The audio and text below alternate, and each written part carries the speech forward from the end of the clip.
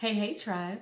As we get ready to approach the season of spring, renewal, and all the things, I thought this was the perfect time for us to discuss how you can begin to pace yourself and prepare yourself for what is to come. So let's dive in.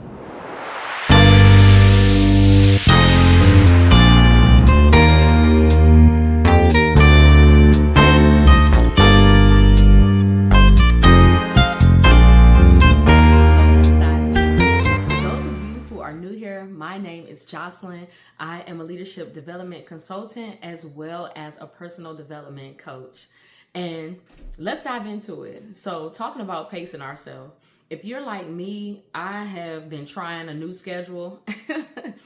I have been trying to get on a new schedule, if you will. And I have just not had any luck. And I had just been feeling like I couldn't put my finger on the word of how I was feeling, but I was just feeling really unmotivated and just like I can't seem to get to where I'm trying to go. Like I feel all over the place. I'm indecisive. I'm second guessing myself and it's just wreaking havoc in different areas of my life. And I'm just like, how do I begin to get on track? And something that my coach always tells us is to make sure that you pace yourself, that you have to go at your own pace and not the pace of what the world is doing or what everybody else around you is doing, but going at the pace that is best suited for you. And so I begin to think, okay, what would it look like for me to thrive right now? And that's a question I want to ask you. What would it look like for you to thrive? Not just be successful, but for you to thrive daily. What would that look like for you? What would a day in a thriving life of who you are look like? I want you to grab your journal and your pen because we're going to be talking about some stuff that you're going to write this stuff. You're going to want to write this stuff down so that you can actually reflect on it. So this is more of a reflection so that you can begin to pace yourself as well. So that first question is, what would it look like for me to thrive daily? Define what that looks like for you, because it's different for everybody. Like I am not all for that 5 a.m. routine and stuff like that. Baby, I'm good to get up at 6.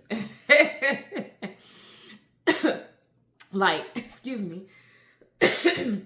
That is an early day for me.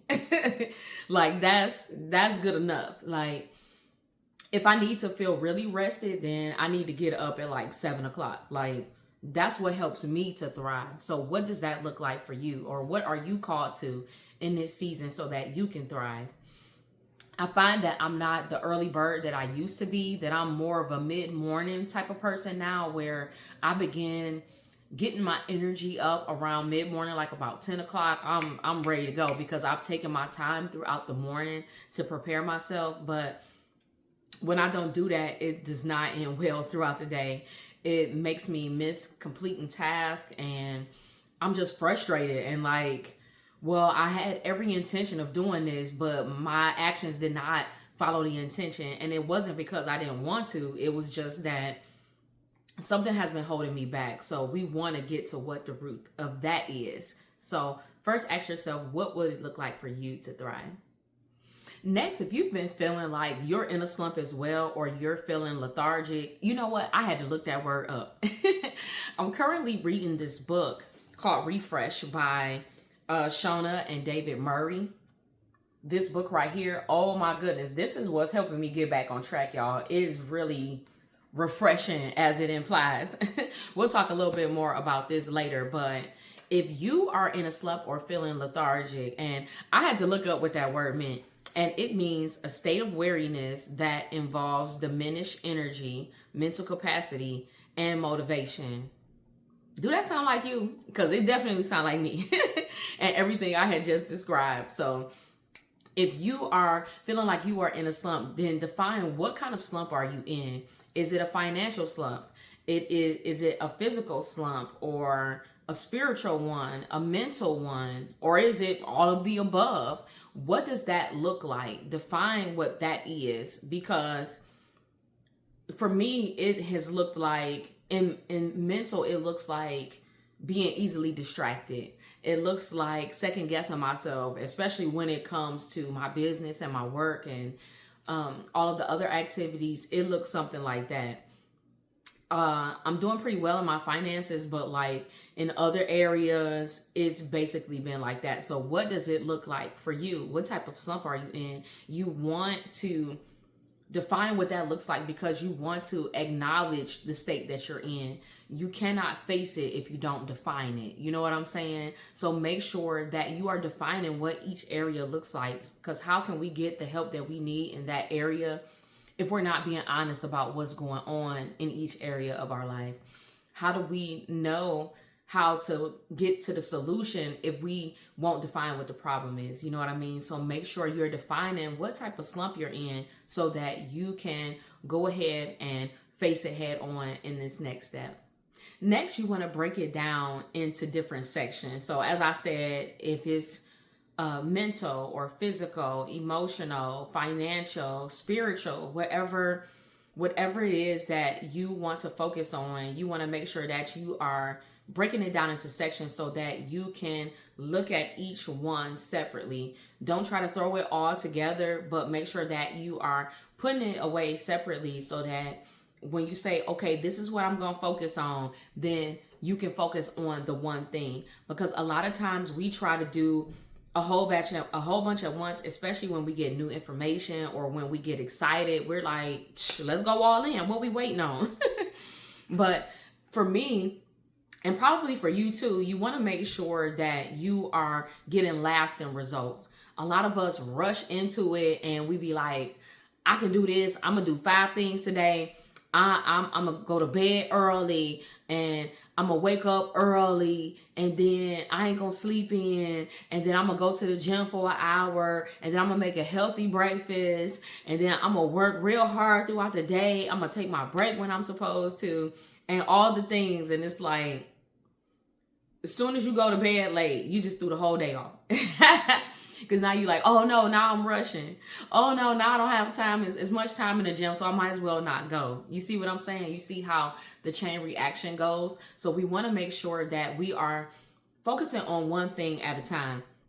And so that's what we're going to do. Once we put these things into different sections, we're going to choose one thing that'll be able to touch every area. And the reason why I'm saying that is because we want to do it in a holistic way. So for instance, my focus right now is my sleep hygiene. I talk all about sleep hygiene, but it wasn't until I read this book that I realized that needs to be the thing first and foremost. And like when you kind of know it, it's different when you hear it in a different way. But I love how she put it in the book because your sleep hygiene energizes you for everything else. How well you sleep. When she got deep into it, she was discussing how it helps with brain cell development. It helps with memory retention. So like if you've been having issues like not remembering small things, because I know I have, like this is how I know that I was feeling lethargic and so many other things, was because my memory wasn't as great as it has been. I've been feeling like I've been in a cloud. Like feeling mentally foggy and stuff like that. So your sleep hygiene, plays a major part in how you develop in every other area, because if you don't sleep well, you can't think straight. If you can't think straight, then how are you going to get your mental together?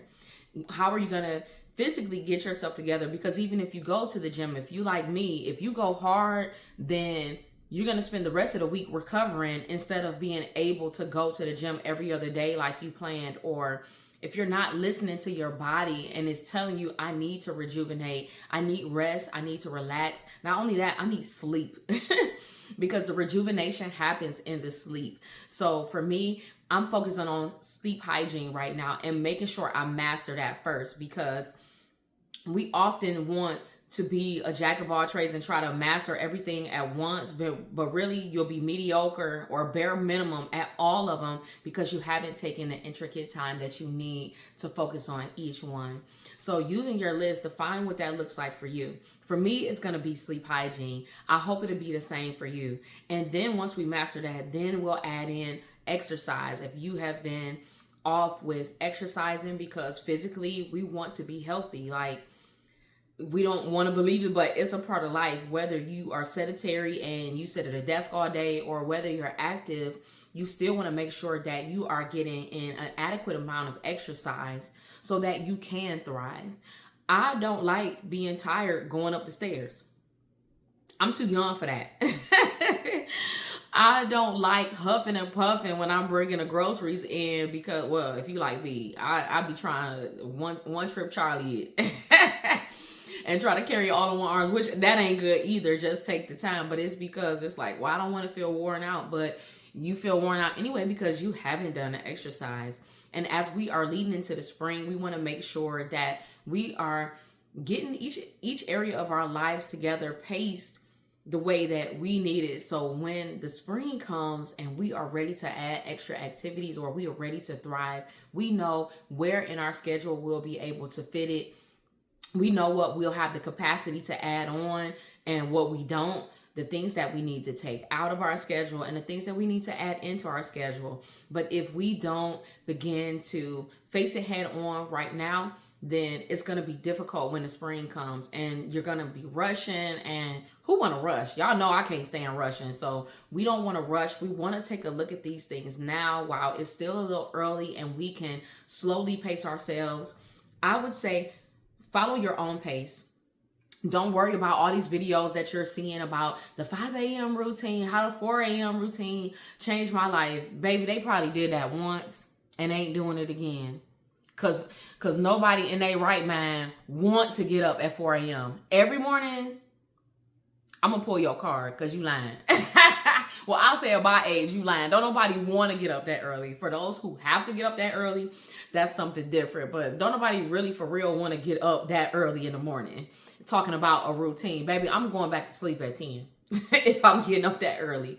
I'm having a snack. I'm eating breakfast. I'm going to sleep again to get all the sleep that I need. But why do that when we can pace ourselves? So think about the pace that is healthy for you. Don't worry about what everybody else is doing. Now is the time for you to set the tone that's best for you.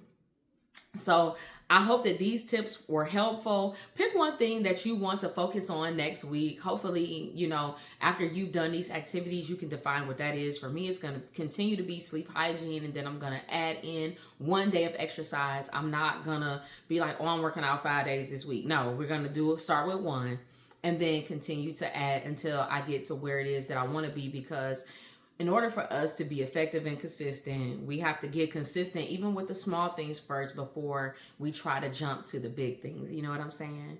So I hope that these tips were helpful. Which one stuck out to you the most? Which one was the tip that you like, oh yeah, I needed to hear that? So that we could talk about it in the comments and share with others. Don't forget to like the video and share it with someone that you know who definitely needs to refresh their lives as well. And if you are new here, don't forget to subscribe to the channel. There are many other videos for personal development that you will be able to see here in a second. And I hope that you enjoyed the video. So I love you guys to life. I hope you have an awesome week, and I will see you in the next video. Bye.